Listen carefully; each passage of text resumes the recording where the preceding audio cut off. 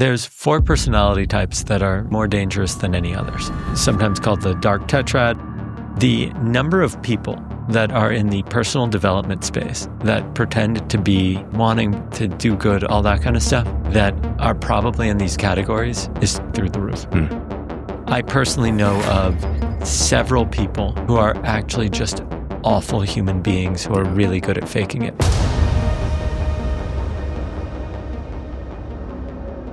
When you and I talked, I was like, "This is somebody I feel like we could really talk about a bunch of stuff." So, yeah. About 15 years ago, I was really curious what causes people to connect deeply. I'd come across this crazy study by these 2 guys, Christakis and Fowler. They were curious at the time about the obesity epidemic, right? So suddenly we had this entire generation that was going to be less healthy than the previous one. And they were curious, how does obesity become a thing? Is it a percentage of the population like Alzheimer's, right? Like genetics, whatever it is? Or is it contagious from person to person? And what they found was completely insane. If you have a friend who's obese, your chances increase by 45%. Your friends who do not know them have a 20% increased chance, and their friends have a 5% increased chance. So I know the obese person, I have a 45% increased chance of being obese. Yeah. But somebody who I know who does not know that person. Your spouse, never met them, has a 20% increased chance. Wow. And your spouse's best friend, well, you'd probably know them, but like your whatever, as a coworker or something. Whatever, 5%. And this is true for happiness, marriage and divorce rates, smoking habits, voting habits, maybe slightly different percentages. But everything flows through relationships, and people go, oh, how is that possible? Well, if I hang out with a bunch of people who are athletes, instead of going to watch a movie and eating a tub of popcorn, they'll say, hey, join me for a run in the morning, right? If I have a bunch of people who are really great with finances, then they're going to be like, why the hell are you investing in that? Here, come join me on this deal, put some money in. And so we begin to see that behaviors are contagious. And so I said, okay, I need to figure out how to hang out with the people I admire most. Because people tend to get obsessed with like Elon Musk and Oprah and all these folk. But for every one of those, there's 1,000 other people who would be equally as effective at getting you where you want to go. Yeah, or more. Or more, frankly, more, right? Yeah. Because they're going to actually draw real relationships with you. Have you done much thinking about like dormant ties versus weak ties versus strong ties, or seen any data as it relates to those things and when it comes to success in careers or professionalism? The most famous study was done on LinkedIn. It was probably like 15 years ago or maybe 10 years ago. And that one asked, how do people find jobs? And overwhelmingly, what they found was that people find jobs through loose ties, or what you'd probably call dormant ties, which are people that you maybe went to college with, or you worked in the same office 10 years ago, but you haven't really stayed in touch, but you're connected. So there's familiarity. And the reason for that is pretty simple. The people you hang out with probably all know each other. A lot of them are probably in the same industry, have the same contact, same knowledge, and same access. So if you suddenly want to go work at a company and you don't know people there, chances are the people you hang out with the most don't either. Sure. It's the people who you're loosely connected to. And if you've been a decent person to people, then yeah, overwhelmingly they're happy to hear from you. And they're generally happy to make connections for you. What brought you down this rabbit hole? Oh, I was overweight, broke, underemployed. And I was literally setting an alarm every day at 6 a.m. and then hitting snooze so many times and being like, why can't I get my life in order? Why can't I make money? Why can't I figure this out? And I tried, I'd read every book and I'd be like, yeah, habits and whatever it is. But none of it seemed to really stick. I thought, I'm a smart guy. I'm willing to work hard. What's wrong with me? And so I spent a year trying to model the behavior and understand what would cause really important and influential people to connect with me. And I ended up discovering kind of this model and then applying it and making really profound relationships. How old were you when you had this sort of discovery or realization? I was probably like 29 or so, 30. And what type of career path were you on at that time? I'd done a bunch of startups and none of them really hit. Okay. And so I was doing like freelance work or consulting work, but nothing was For a specific modality? Or? Oh, it was like digital strategy type stuff. Okay. But it wasn't any breakaway success. Yeah. This would have been, let me think, it would have been 2010-ish. Okay. So what I ended up doing was I asked all my friends who are connected to influential people if I could interview or connect with them and kind of understand their behaviors. And what we ended up discovering was that there's kind of 5 major social pressures that they have that were really different than my life. And I didn't understand that, right? And I'll give you a simple example. If somebody calls you up and says, "Hey, Travis, you've been really successful. Can I take you out for coffee and pick your brain?" Like the answer is, I have like a family. I don't have time. Yeah, like it's weird. I literally just had this conversation this past week on somebody else's show because they asked me something about like, how do you get in touch with people, or what do you say? And I was like, well, I'll tell you what not to say. Yeah, that was the literal cup of coffee, virtual cup of coffee, pick your brain. I was like, don't ever say these are in the don't list. Oh, it's like there's a bunch of different options in the do list. These ones are absolutely in the don't list because. Yeah, I would tell people all the time, man, like picking my brain does not sound fun for either one of us. Yeah, it doesn't sound like a good time. And frankly, if I'm going to let somebody pick my brain, it's going to be my 6-year-old son. Yeah. Like I would rather take my free time to hang out with him than like go to a random coffee shop across town to 100%. To do free coaching essentially with no guarantee of you actually doing the work. Like I don't even know if it's going to be a waste of time or a fruitful conversation. It's not that I'm opposed to helping somebody. Yeah. It's that I'm opposed to wasting my time. And somebody reaching out cold has not proven that there's somebody who's, this is going to sound terrible, but worth spending the time with. Like they have not proven that it's like that there's somebody who's going to actually take the things that I say and go implement them. Because if I could guarantee that, I might actually take the time to do it. Because I tell people that as well. Successful people want to give back. They want to be helpful. I think we have this idea, and culture sort of puts out this concept that rich people got rich or because they just screw everybody over all the time. And in my experience, it's actually been quite the opposite. There's some of the most generous and caring people that I know. And of course, there's some bad ones. Of course. Like there's bad, poor people. You know what I mean? But there's also some really great, generous people. And that's how they got rich. It was being generous and giving and learning how to add value and give back and things like that. So they want to help. It's just that they're not going to waste their time. So you have to figure out how to put across the idea that I am not somebody who's going to sit here and waste your time. One of the things that I love to point out is don't offer to buy somebody a cup of coffee if they could afford to buy the coffee shop. Right? Like you have to understand the scale. And I know you're young and this isn't your world. Yeah, you're eager. But like, don't confuse those things. The other thing is that I think you're absolutely right. Nobody implements, like nobody. And so it's super frustrating and it's disheartening when you're on the 30th conversation or 50th conversation and you keep seeing that like nothing you're doing actually has an impact. That's right. Then and people are like, no, this one's different. No, it isn't. Unless you actually show that you can have a track record of executing. It's like, okay, we'll prove it. And then show me the results and then I'm happy to jump back on another call or something like that. Exactly. I was out with a friend a couple nights ago. Oh, and the other thing, especially for you, is like, if you're going to ask for my knowledge and you haven't read my book or listened to your podcast, then are you kidding me? Right. I have put in all this effort to consolidate this knowledge to help you. Because I will tell you this much, as an author, I make nothing off of my books, right? I make my money off of speaking and training and working with large companies. If I went to all that effort, read it, absorb it, and then let's have a conversation. 100%. Yeah. I've put out 1,500 podcast episodes now. Yeah. Like there's no shortage of information directly from my brain if you want some of the information. Or ask ChatGPT, what would Jon Levy or Travis say about this? There is so much material that we've produced. Yeah. Exactly. No, I was out with a friend a couple nights ago and we were having drinks. And he's a successful guy, and there's a lot of people that want a lot of his time.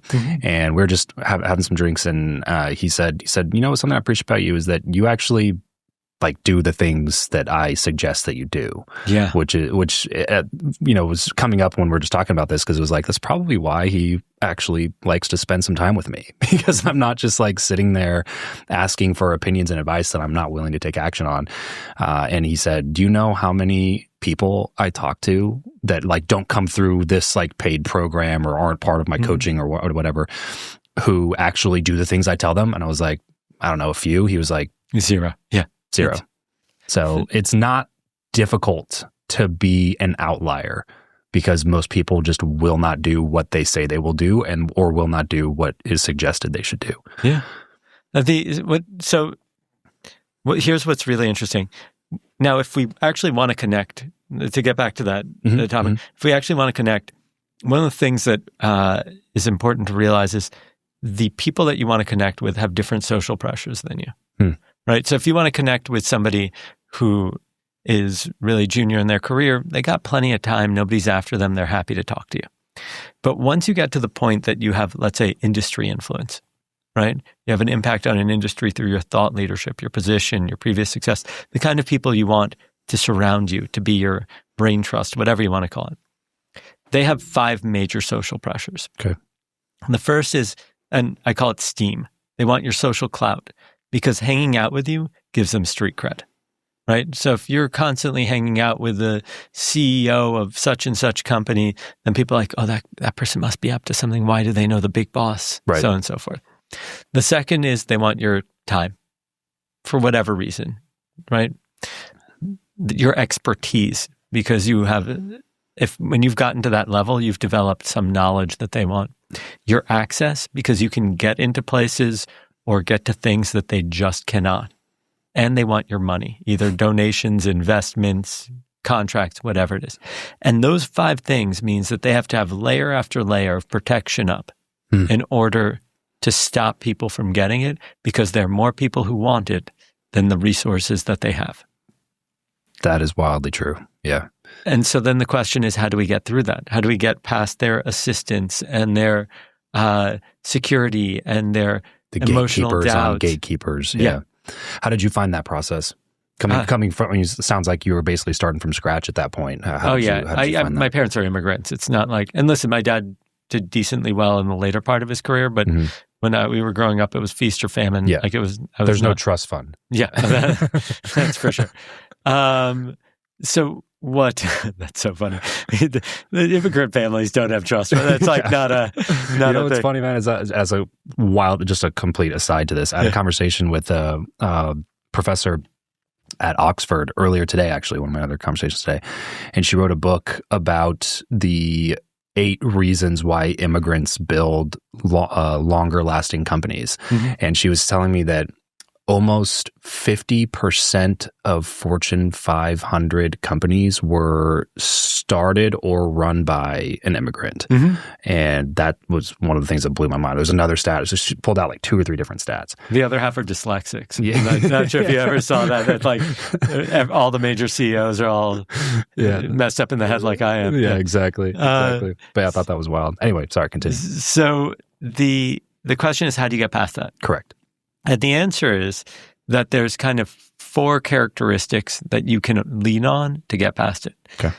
The first is to understand that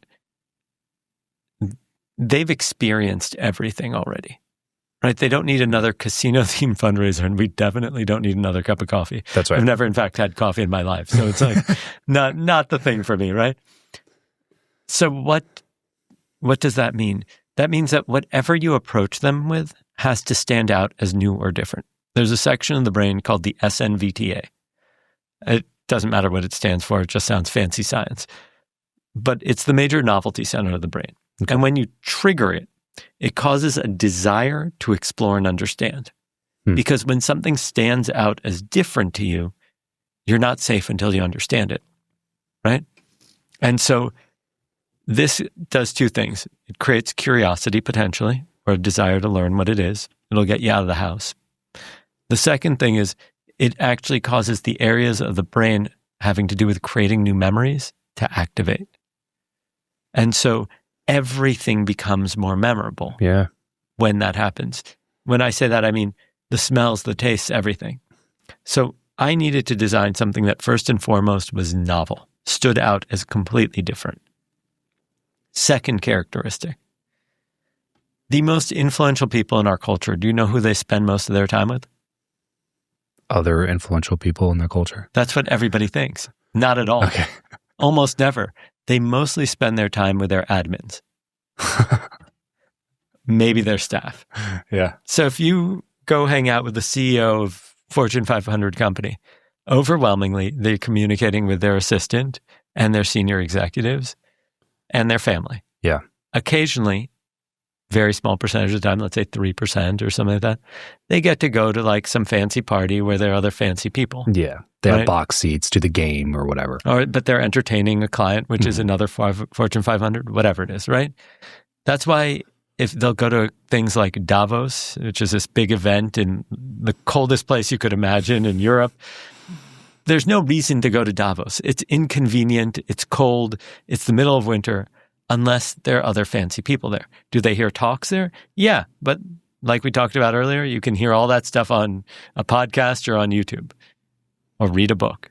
So they're going for the people. The third characteristic is generosity. They're used to having everybody after something. So if you can give them more than they're expecting or more than they're investing, then the defenses come down. If they don't feel like there's other shoes about to drop or another request. And then the final thing, which is by far the hardest.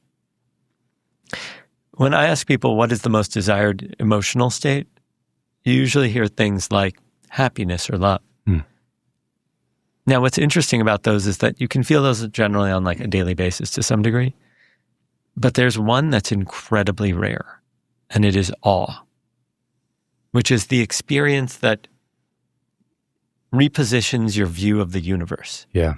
Right? So like the moment often people say, oh, before I had a child and after I had a child, or the moment when I realized how big the universe was, or the moment that I discovered whatever it was. Yeah. Right? It's perspective shifting and you go, wow. If you can trigger those, everybody will want to connect with you. Now, that's near impossible, but something like TED, developed novel content. Yeah. They curated well, generous maybe.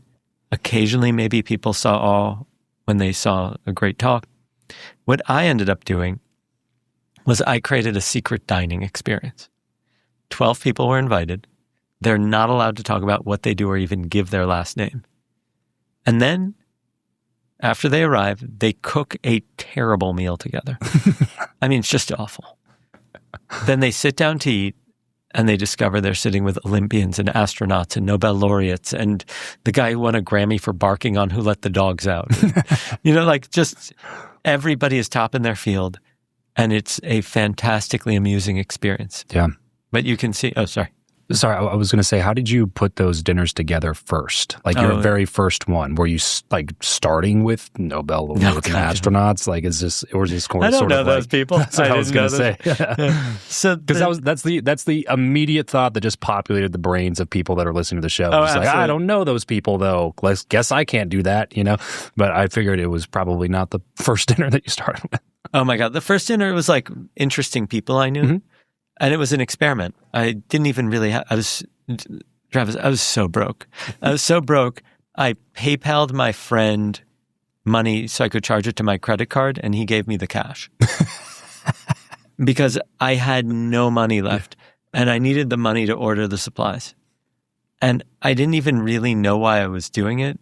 I thought like maybe I could meet the right people if I kept doing it. And the first dinner was a train wreck. Like the air conditioning broke and people spilled oil on their clothes. Like just everything went wrong. I had no idea what I was doing. But I kept doing it. And what happened was by like the third dinner or so, somebody was like, oh, this is awesome. You should meet my friend. He writes for The Daily Show. And so then we had our first Emmy Award winner come. And then I was like, oh, hey, maybe we can invite some of the other people. At the time, the Colbert Report was on it, and so on and so forth. And I realized, wait, hold on a second. Every Nobel laureate is just, almost all of them are academics, which means that their email addresses are accessible. Yeah. Right? And so I hired a bunch of people on like Upwork, and I said, I want you to scour every award list and find me their contact info. And we just started cold emailing. And next thing I know, like Dan Kahneman is there, the legendary behavioral scientist. And I hosted an agent from Hollywood, and she's like, oh, my clients would love this. And Bill Nye's showing up. And then like Rozelle from The Roots is coming and doing a demo. And one of the fathers of breakdancing is there. Did you keep it to 12 at every dinner? Well, we invite up to a maximum of 16. Okay. Knowing that there'll be cancellations because these people's lives are crazy and they get emergencies. And I remember we were hosting the CMO of a very big tech company, and as he was coming over, he had to cancel because their batteries had blown up. And it was like a major incident. He'll be like, I can't explain what's going on, but sorry. Yeah, exactly. I'm not going to be able to make this one. When you are sending out the invites, how carefully are you curating the guest list? Not at all. Okay. So you just have like sort of like a master list, and then you'll it's all random invitations. Okay. So it's tough because it used to be back in the day we would invite 220 people to get 12. Wow. Now it's closer to about 500. Okay. 450 or something like that. I have to check the latest numbers. And the reason is threefold. One is that during the pandemic, a lot of people switched jobs, and so we're probably emailing the wrong address. The second is that spam jumped like crazy. Yeah. So our stuff ended up getting blocked by a lot of, and it's just something that when you invite a lot of people to stuff, you have to deal with. Well, especially that high quality of person. Yeah, they're getting schedules are insane. Yeah, right. You're not even sure they're ever going to read it or it's going to reach their desk. Yeah. And the other thing is that, like, when you describe a dinner like that, people are like, are my kidneys going to be stoned? Like, they think I show up to an undisclosed location in the back alley. And we also don't give them location till soon before, just in case of like security and paparazzi and stuff like that. Right. So we've had, the prime minister of a European country come. Wow. Or, and it's not like the place that you want people to have the address to. Right. Yeah, exactly. When you first started doing this, how did you fund number 2, number 3? Like, did you start charging for dinners? Never. Like how? So you take on all the cost. What was there any sort of thought about like, this was awesome, but I couldn't afford the first one. How am I going to afford to put on a second one or a third one or a 12th one? So what happened was I was able to eventually get the dinner cost down to about $100. Now it would be more because of inflation, but we ate really inexpensive food. They cooked it. And so I was spending, aside from my sweat equity, right? Like initially I was doing all the invites and all that. I was spending something like $10 a person to run an event. And oh my God, not too bad. I was so broke back in the day. I would get like the cheap Georgie vodka or whatever and pour it into a Grey Goose bottle. It was so bad. I shouldn't have done it, but like I was, 30 years old and had no money and here's the funniest thing. A later study by Planet Money, the podcast, found that Georgie is actually a higher quality, or whatever. Really? Whatever they tested, like some vodka. bottom shelf vodka was actually higher quality than Grey Goose. Grey Goose is not a good quality vodka. I would say I've heard that it's the same as Kirkland. I don't know Kirkland's if that's true. I think Kirkland is like it's either the same or they're at least like manufactured at the same place, bottled at the same place, and then shipped to Costco's. Vodka especially is like pure marketing. Yeah. There are ones that are much higher quality, but sure. It's I did have one time that was like, I could tell it was super smooth, but I'm not a big vodka guy, so there's a company called, I think it's Bootlegger 21 or something like that, Prohibition Distillery. They've consistently like won a ton of awards. Oh, really? And are known for being like super high quality. For vodka, specifically. Okay. Mind you, I'm not paid by them, right? Just to be clear. Just an actual recommendation. Yeah. So how did you start making money along the way? Like, wow. So after a couple of years of running the dinners, very infrequently, it would be every few months, I got a job working at Rodale, Men's Health, Women's Health, Runner's World. Okay. And eventually the division wasn't doing well. I think the CEO was kind of running things into the ground. And they downsized me with a bunch of us. And I was like, man, how am I going to support myself? And at that point hosted hundreds of people, and influencer marketing had turned into something. So everybody wanted to know how I had connected with all these people, and brands started coming to me about the science of how to connect with their customers. So I started giving talks and running events and designing events for companies. Brands. Yeah. Oh, really? And you name those brands, and it was actually kind of wild because I didn't have much money. I was lucky enough that I managed to take all the money that I earned from the corporate job and pay off most of my student debt. And so then I just kept working at it and kept running dinners.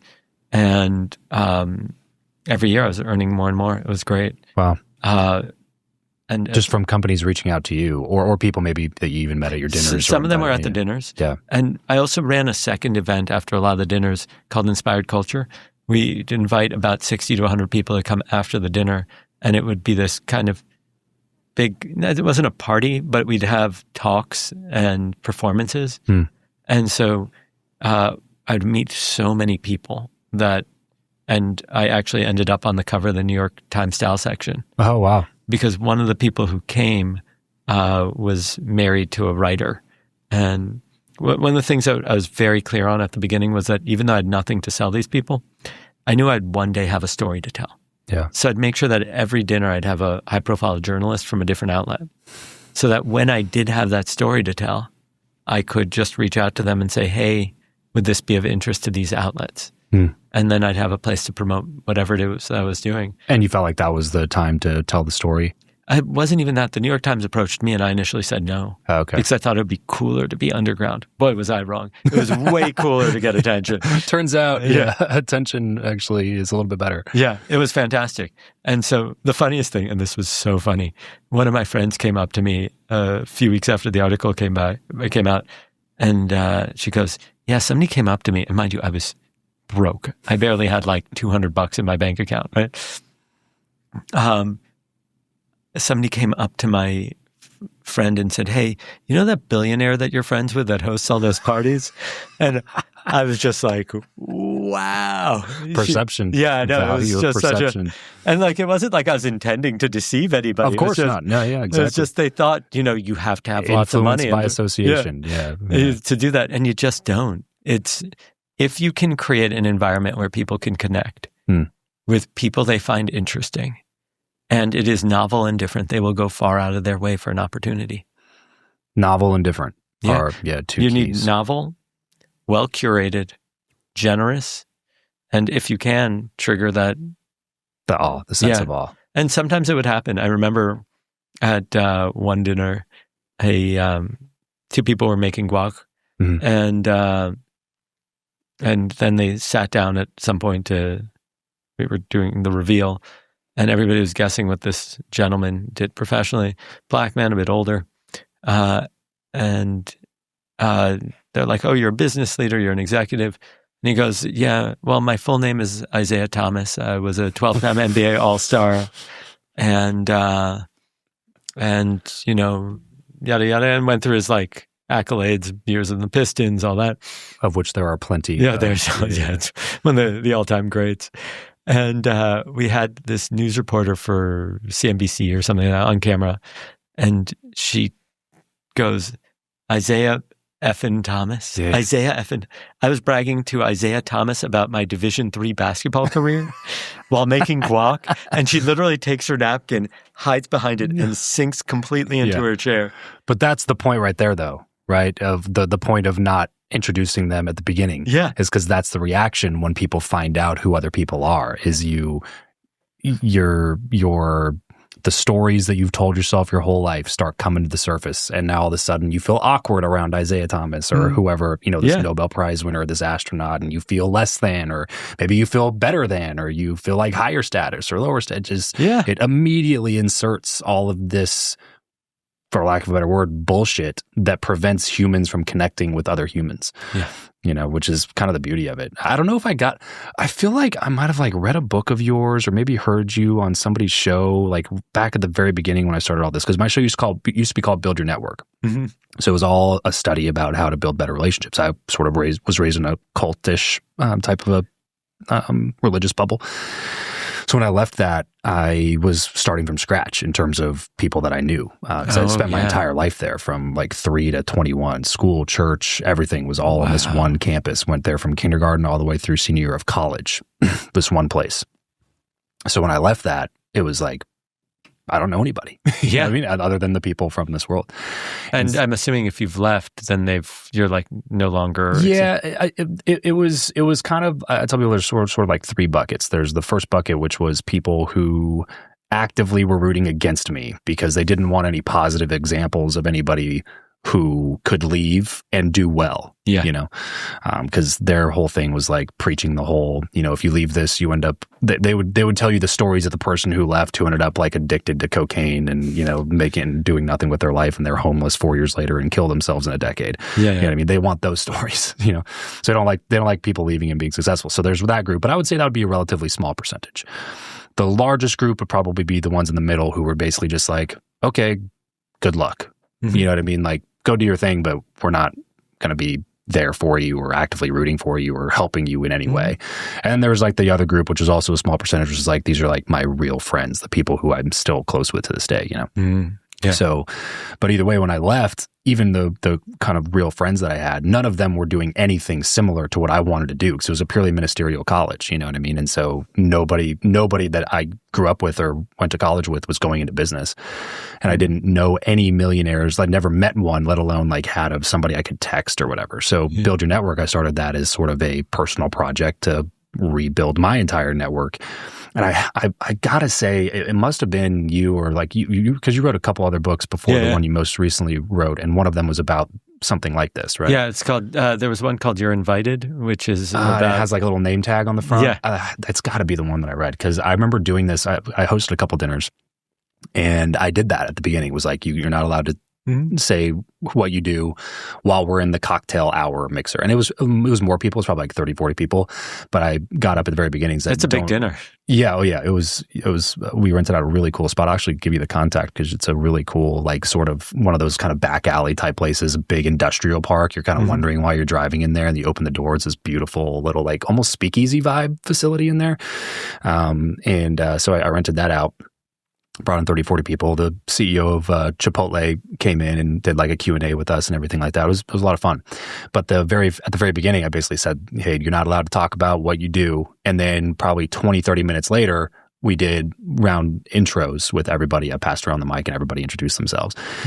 And I like I said, I want to say that came from something that I read or heard, or maybe you went on a podcast or something, maybe Jordan Harbinger or something like that. I know he's a mutual friend. But it works so well because of that, you know, like I say, we get in our own heads. We start buying into funny. Bullshit. Initially, people have like this awkward moment where they want to go into their standard routine. Yeah, that's the reason. It's the whole. That's like the thing they're taught from like 1980s version of networking. It's just like, here's my card. Let me tell you how great I am. What do you do? First question out of your mouth. Oh, my name is whatever. Here's my card. What do you do? That's it. That's the whole script. And now all of a sudden you're not allowed to talk about it. There's this great little study that was done on networking, and actually 2 of them. One was, they asked, I think it was Columbia University MBA students, how important networking is, and they ranked it really high. It's super important for your career. Like, you got to do it. And then they actually went and observed them at parties and found that none of them talked to strangers. And just stayed in their little group. Yeah. Like, eventually they felt obligated and went to talk to one person, but whatever. Networking events don't work. They're just, and the reason is that it is not the mechanic by which people actually connect. That's correct. And I'll explain that mechanic in a moment. The second really fun study was looking at what's the implicit association of networking. So like, in the back of your mind, when you think about networking, how does it actually feel? Gross. Exactly. People related it to the desire to wash their hands. They felt dirty. Do you know what doesn't cause people to feel dirty? Well, lots of stuff, but specifically in the same realm is making friends. There's no negative association to it. That was quite literally the reason for the rebrand from Build Your Network to Travis Makes Friends. Yeah, it was exactly. That was what I discovered. It was like I got on this path to figure out how to be a better networker, and I figured out the people who were the best at it were people who didn't network at all. They were just the ones who made friends and were good people to those friends along the way. So now we have to ask the question: what makes people friends? And then, if you look at it, there's kind of 3 or 4 major mechanics you want to look at. Okay. The first is what's called the common ground theory. It's a terrible scientific term. I'll tell you the scientific term just so I can sound fancy and you're like, oh, that guy's a behavioral scientist. It's called a multiplexic relationship. So for whatever reason, I don't even understand why it's called a plex. Anytime we have something in common, the more likely we are to become friends. We go to the same gym. That's one thing. But if we also go to the same church, or we are both friends with Jordan Harbinger, or we both go to the same MMA, whatever it is, the more of those we have, the more likely we are to be friends. And the reason is familiarity and common ground define the likelihood that you're actually going to feel connected to someone. When you're at a networking event, when you're having that initial conversation, what you're actually trying to find is something in common that you can feel safe talking about. So people ask about what shows and where you grew up and all that. They're like grasping at straws to find something that's common. I think it's the FBI uses this model. It's called the, intensity, proximity, frequency, and something model. There's like 4 characteristics: proximity, intensity, frequency, and duration. Yeah. So duration sounds right. Yeah. I've heard this before. How much time are you spending together? How intense is that experience? Because it'll put you in a vulnerable state if it's really intense. Like if you're on the bus from Speed, then you've gone through like a major event together, right?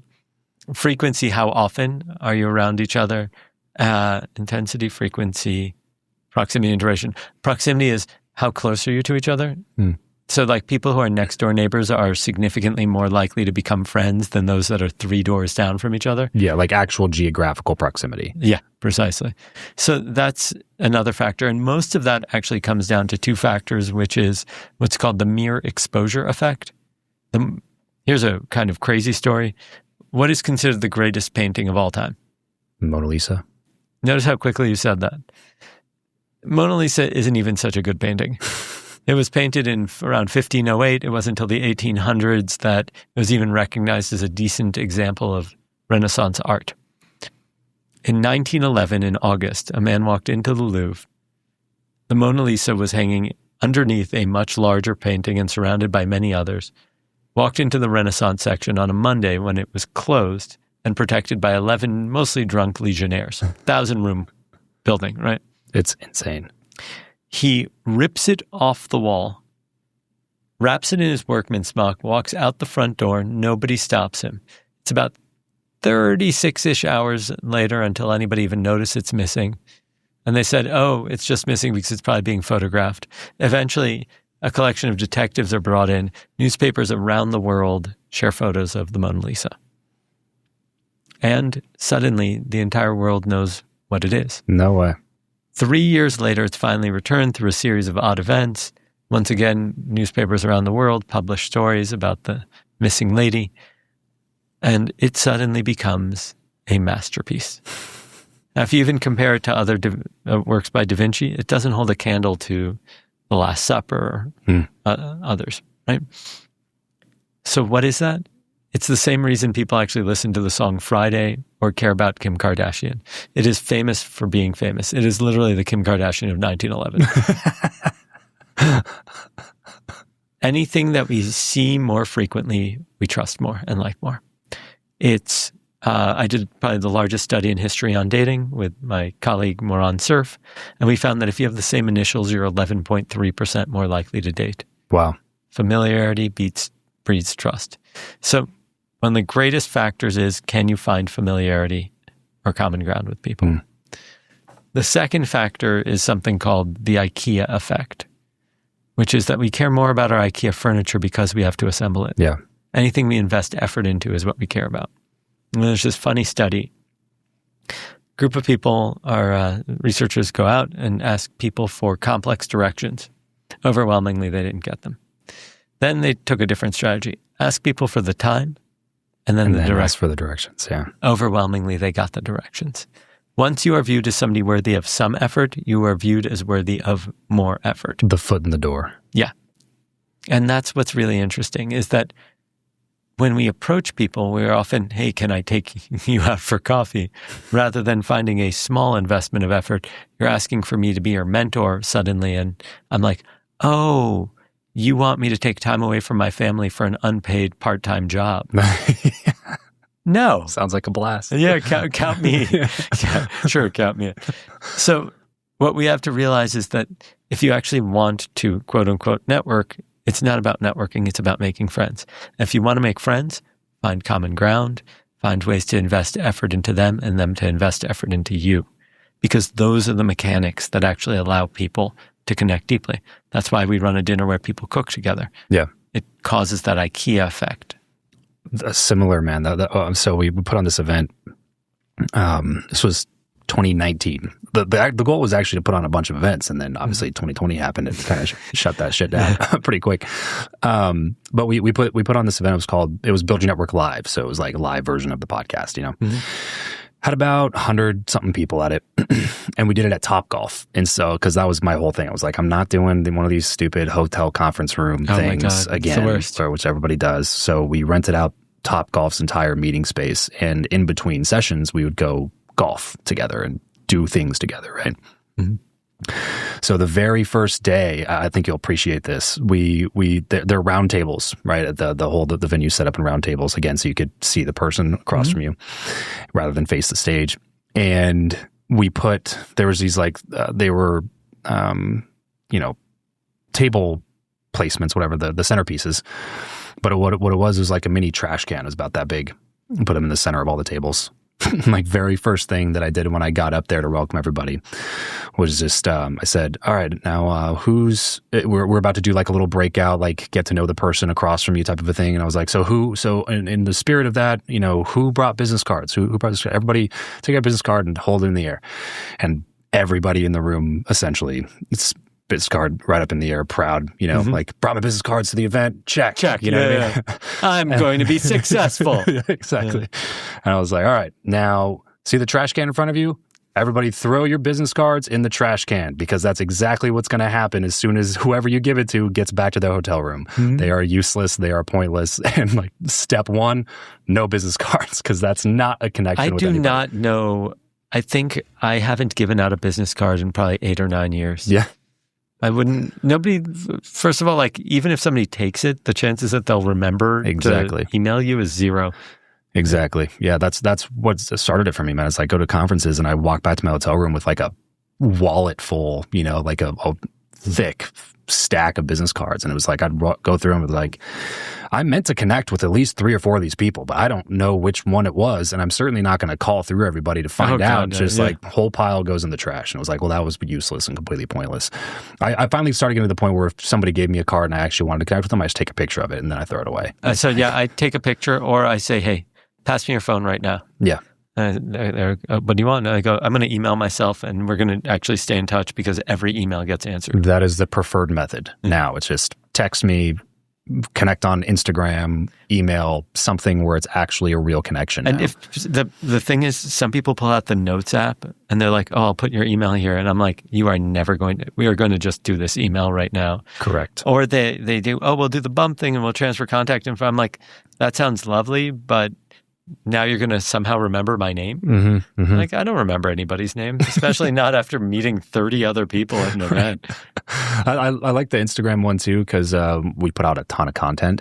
So if the foundation of the relationship is trust, it's like, well, as soon as you follow me, you're probably going to start seeing a lot of my posts. That's great. Yeah. You're going to see my face pop up a lot, and that's going to remind you to reach back out, and we're going to get in contact again, But either way, it was just like, no business cards, very beginning of this. And then we also brought people out for the VIP. So we had one of the other things that drove me crazy about conferences was the VIP tickets.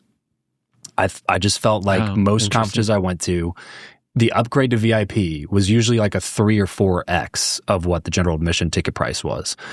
But if you look at like the additional things that it included, it was like premier seating, VIP on your badge, and a networking mixer at dinner or after dinner or something like that. And it was just like, did I really pay $1,000 when I could have paid $300 for access to this crappy dinner that none of the speakers are actually going to be doing anything at, right? Because they say speaker dinner, and it's like, yeah, but they're all going to be sitting at one table. We're all going to be sitting at like 32 other tables, and I might be able to grab a picture and a handshake. Like, it's not that like I just felt like it was I was disillusioned by the VIP experience.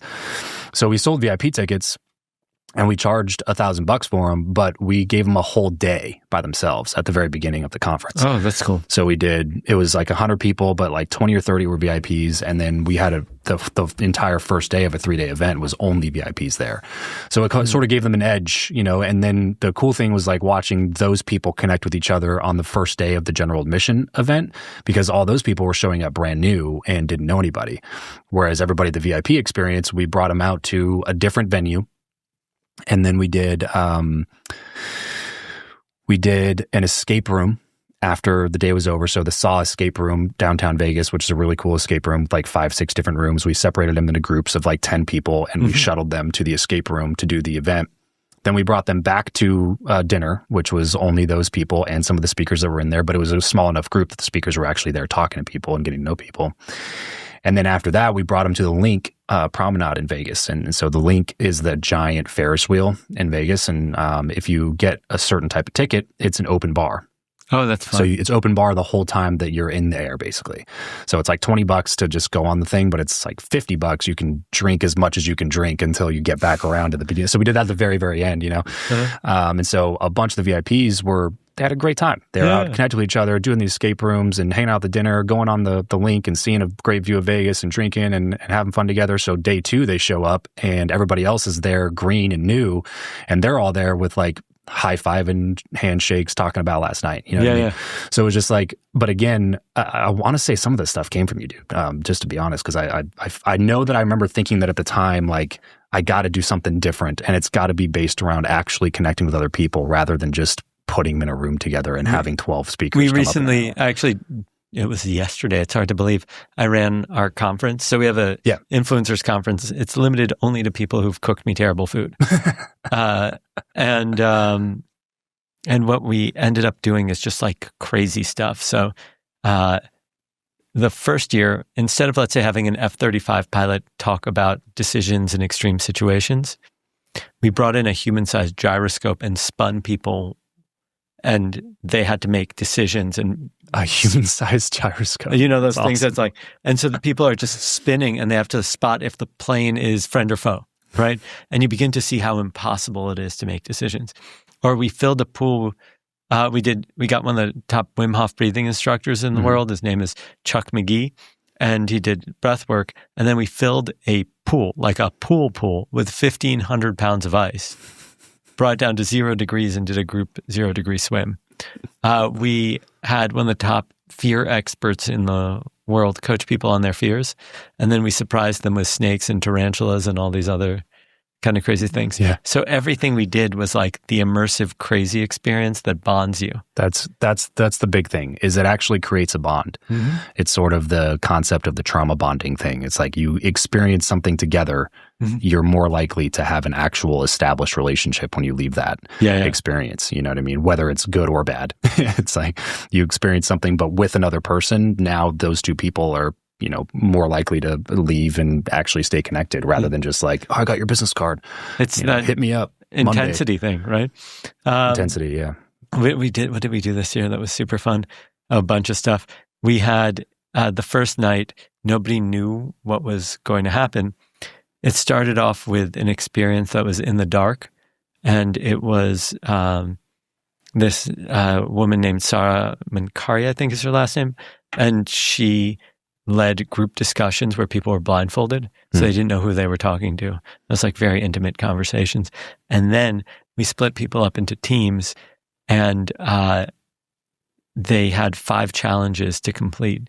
but they went up against other teams. So we had the editor-in-chief of Us Weekly do a celebrity game show with like buzzers and everything. We had Floor is Lava in another room. We had in another room, we just recreated a portion of Squid Games, the one where people were tied together. And then we had, super cool. There's a guy named Brent Bushnell. Okay. He's the son of the guy who created Atari. Oh, nice. And he created like an immersive Mario Kart experience using Meta. That's awesome. The Meta Oculus thing. Goggles. Yeah. And so we had tricycles and people raced each other through a virtual track. And awesome. The entire time they were collecting points because the final challenge was to beat a grandmaster in chess on a timer, and your points added up against her clock. And she was doing 10 simultaneous games against the entire, all the people there. When you're doing these, how intense is sort of like the setup? And is this another like invite only, you take on the cost type of a thing? No, this one's paid. Like it costs hundreds of thousands of dollars to run these things. I have a creative director. His name is Liam Alexander, and he produces the event and we design it together. Okay. And then there was one of the guys who designed the challenges for Survivor created our third night. His name is Miles. Dude is awesome. Nice. And what we did was we invited people to a 1920s party, but it was Al Capone's retirement party. And you had to put together a crew for a heist, basically. But each crew competed to become the person that took over the Chicago outfit. And it was just like a crazy series of events. We were like eating bugs to prove that we had guts. We were solving art challenges to prove that we could forge stuff because you need all these kind of skills for a criminal. So how long is that event? Oh, it's 4 days and 3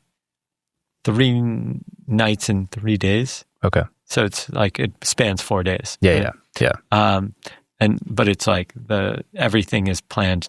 We did this thing called Graham versus Connor. We talked about this, where we had people actually shooting each other with pellet guns, and trying to stab each other with electric knives. That was insane. I can't believe they agreed to any of this. Because like, sign this. Yeah, there was layer after layer. People were walking out with like these welts being like their badge of courage.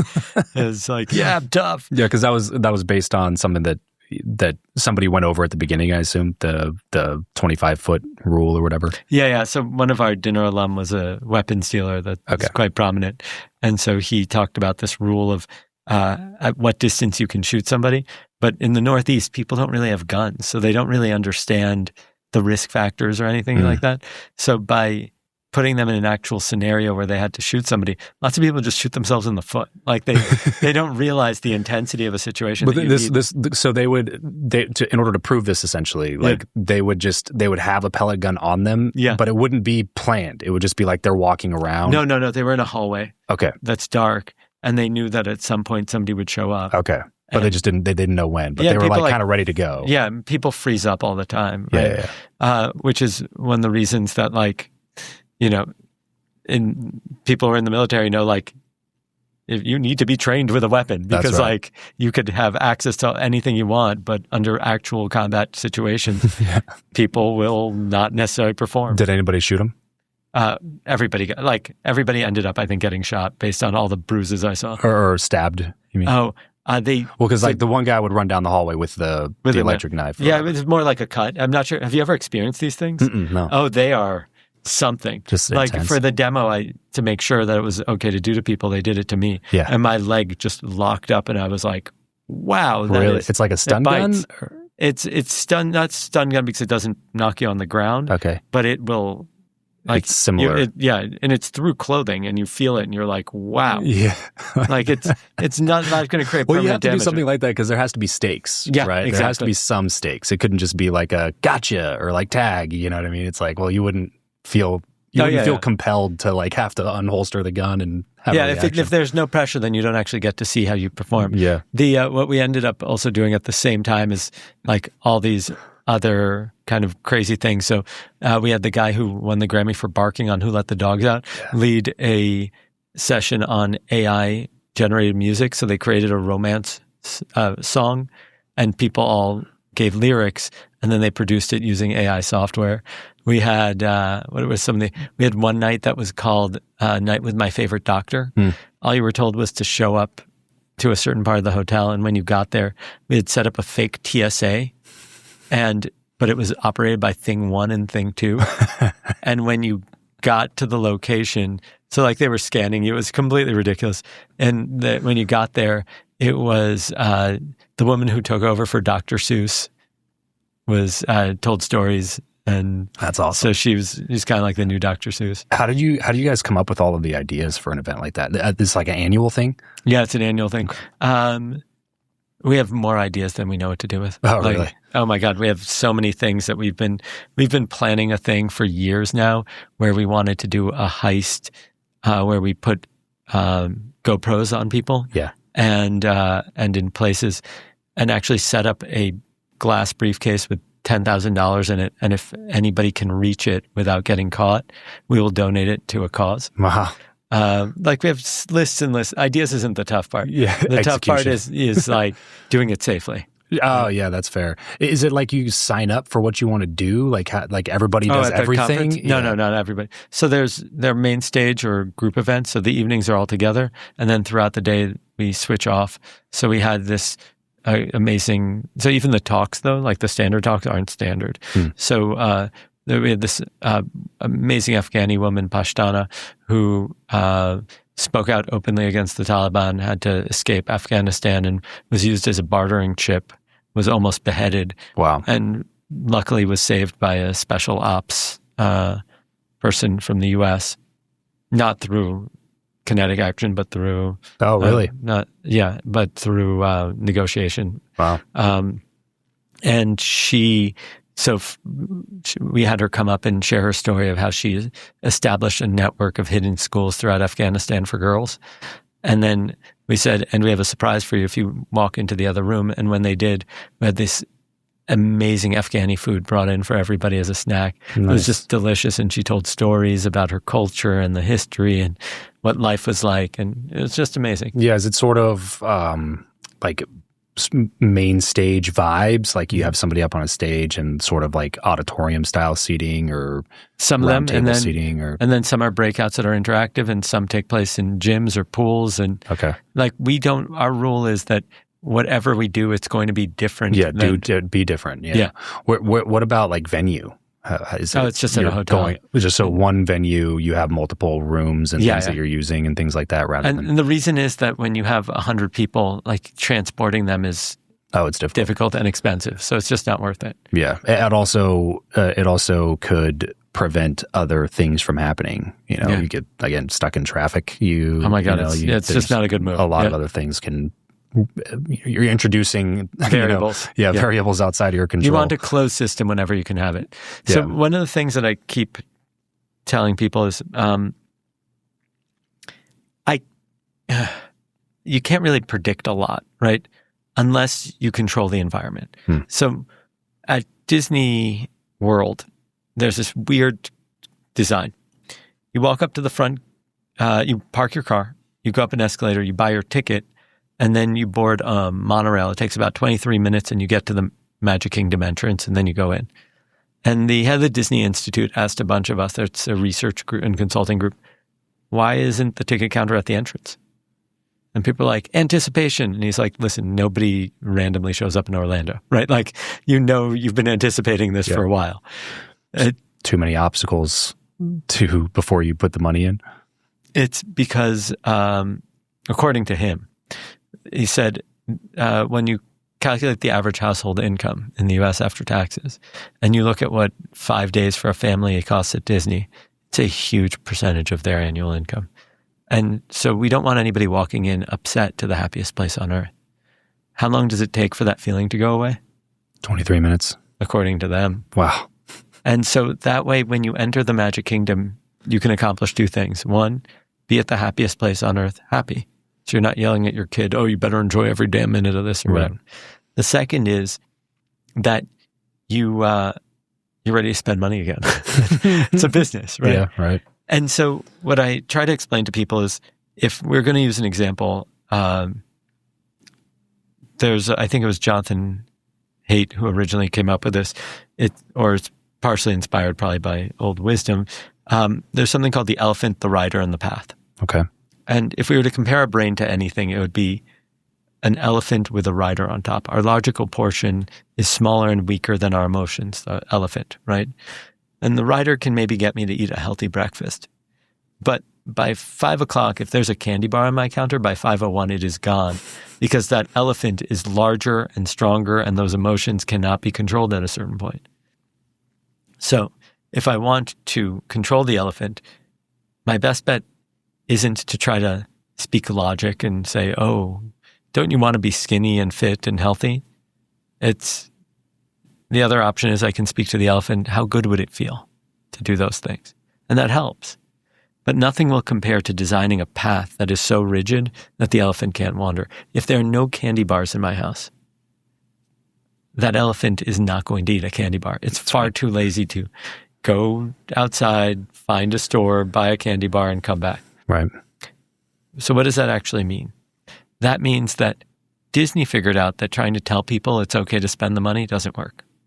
And emotionally trying to say, oh, it'll feel good inside in a few minutes also doesn't work. But if you can design the journey, then I can guarantee the emotional state at the end. And so when I'm designing an experience, what I'm actually trying to do is design a journey to get people to a specific emotional state of connection, trust, novelty, excitement, whatever it is. I'm not trying to convince them of anything. I'm designing a journey so that almost everybody that participates ends up there emotionally. Yeah, I love that, man. And it's steeped in psychological research as well. It's not just, here's what I think would be cool. Yeah. I think that was my problem. I was just kind of like, here's what I think would be cool. Now, if I was a bit smarter, probably like you, I'd have figured out a better economic model for it. Right now I'm paying for everything. Yeah. Fortunately, I have a very understanding wife. Yeah, and business is good, so I'm not particularly worried. Well, but that's probably also the lagging indicator of how much value and generosity you've had through these events over the years. I would very much say you're right. There's probably a direct correlation between business being good and having those types, like when you build those types of, like you said, it's really, really difficult to make a lasting impression on somebody who can have whatever they want, whenever they want, with whoever they want. Mm-hmm. They've eaten at the best restaurants ad nauseum. Yeah. You know, they've gone to the countries, they've stayed at the Four Seasons in every spot, or the Ritz or whatever. It's like, or the places that we're not even rich enough to know about. Exactly. Right. Yeah. They've driven the cars, they have the house, you know what I mean? Like, what are you going to get them that's going to make them have an experience that goes like, that Jon Levy guy, he knows how to do something, you know what I mean? But when you can craft this type of awe-inspiring experience where they check all those boxes, you actually have a potential to leave a lasting impact on people. There, and if you help their kids, because it is the place that they're most vulnerable, right? So if they have a kid that's looking for a job or an internship or is struggling with something, there's a interesting thing that happens to their brains that at a certain point, the positive response that they get from hearing your voice is initially very high. And then at a certain point, the positive response they get from hearing other people's voices is actually higher. And when that shift occurs, a parent has much less influence over their child, and suddenly outsiders do. Yeah. Now, it's also a much more dangerous place to play, because you do not want to upset them. Right? The worst that'll happen with me is that they'll feel like, oh, I didn't really enjoy that meal. Yeah, nobody enjoys the meal portion of the meal. Like, it's fine. Nobody's gotten sick. It's not as bad as I'm exaggerating. But still, you're playing in a much more volatile space is the intimate stuff. But it could have a high reward. So last thing I want to make sure we touch on, and we touched on this a little bit when we had the other conversation on Travis Makes Money. But we've been talking about all these different psychological factors, and one thing that I have come up against, at least like a war inside of my own mind sometimes, because I've studied a lot of persuasion and sales and marketing and then now people and relationships and things like that.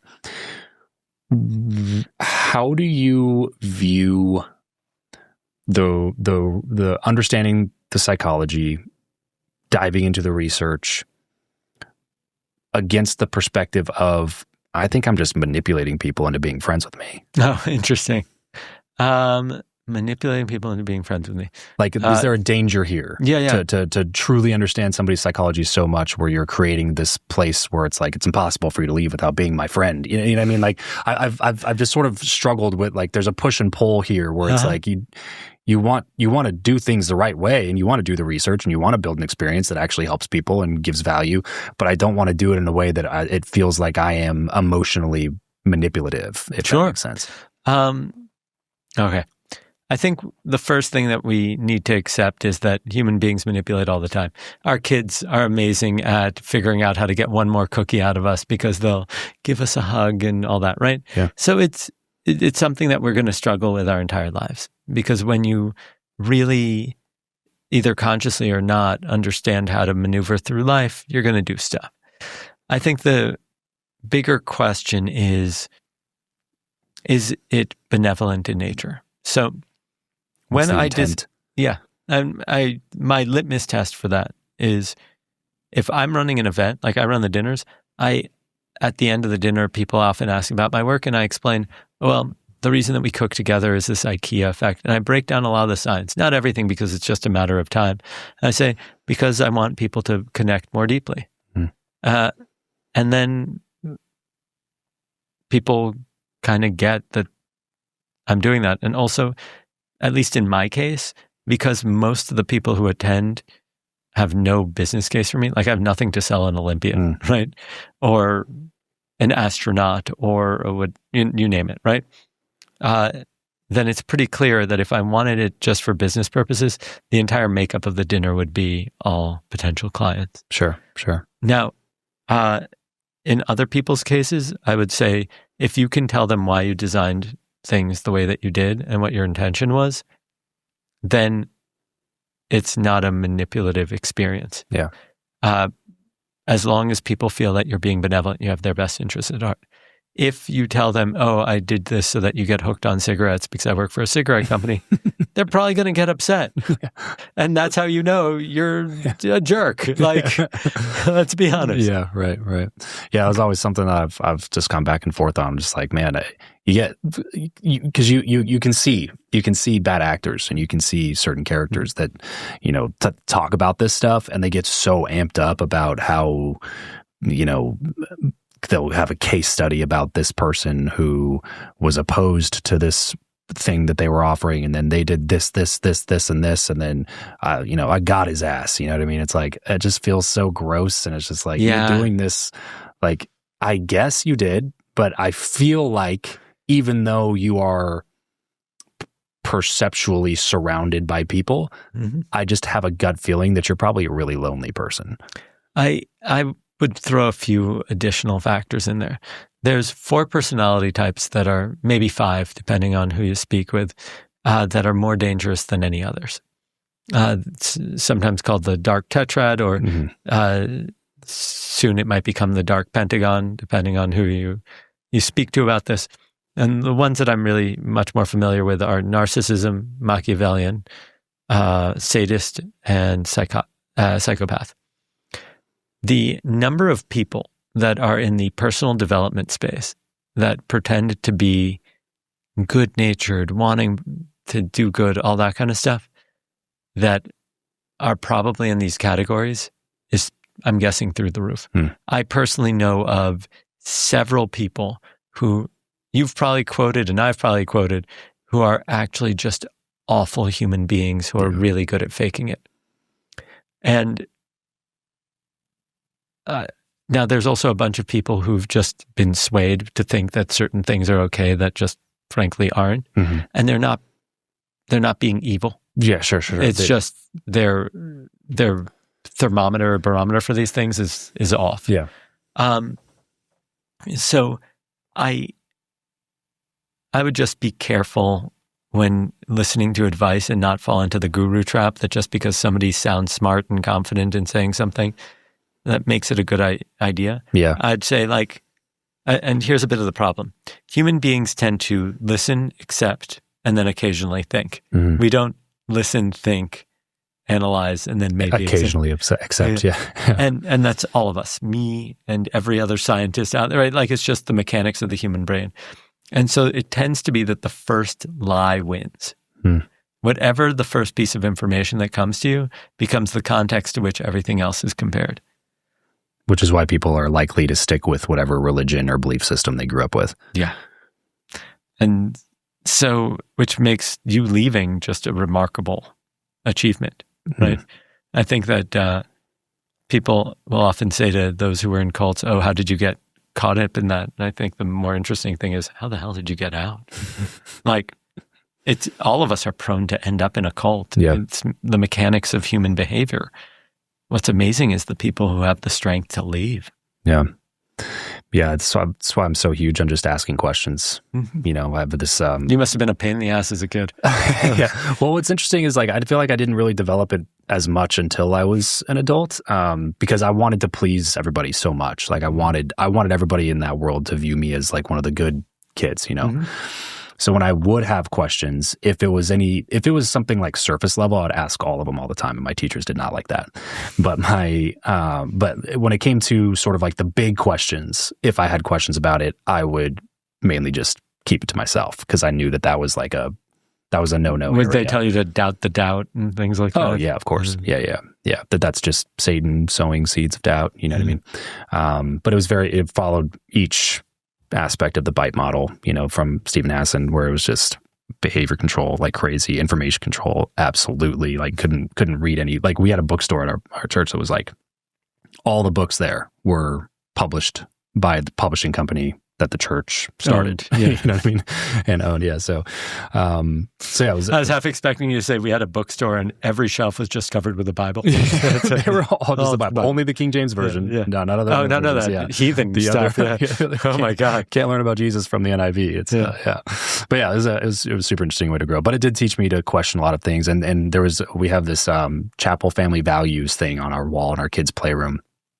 And one of them is, do not treat men like gods. And it sort of reminded me of this conversation, because that's what it is. It's you give unbridled access to your mind to this guru type figure because you view them as being so far above what you've been able to achieve. And that type of control is really, really scary to give to another human being who is, by definition, also full of mistakes. And yeah, exactly, very flawed. And you have no idea what's going on in the background of that person's life. You're making so many assumptions that you're basing your entire life off of for no reason. Here's the wildest thing. Any place where there's a accumulation of power, there's a higher density of dark tetrad. So it turns out that those characteristics of often a lack of remorse or things like that really play well to manipulate your way to the top. Yeah, and those fields tend to attract more of those personality types, like pastors. You know, obviously, I'm not saying all of them are bad, but it just tends to, if you take a broad, sample size of people who are pastors versus people who are whatever, laborers, there's just going to be way more, a much higher percentage of pastors are going to fall, or even like the self-development, speaker, author, or influencer space, or CEOs, board members. Yeah, it's all. Yeah, it doesn't mean that they're all bad. It just means that there's probably going to be a higher percentage, a higher density. And there's a lot of people who go into it with like real desire to have positive impact. I'm assuming that most people who become pastors really want to do good.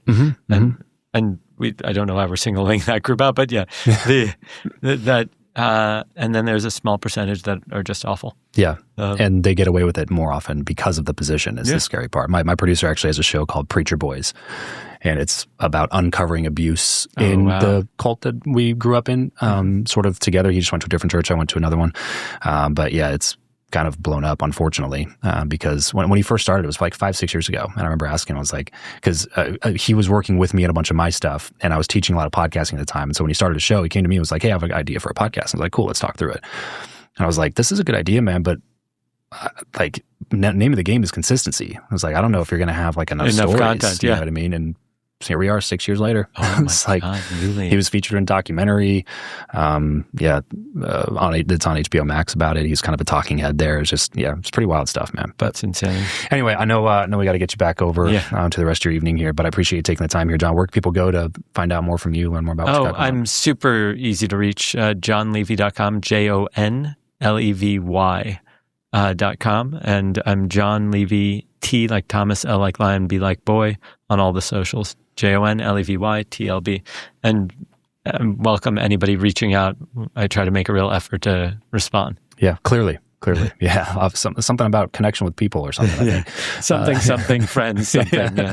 JonLevy.com. Go check out some of the stuff that Jon's got going on. Just don't invite him for coffee. Yeah, please. No pick your brain requests from this audience. Jon, I appreciate you taking the time. I know you're a busy guy. Don't take it lightly. Everybody else, remember to leave every relationship better than you found it. We'll catch you in the next episode. Peace out.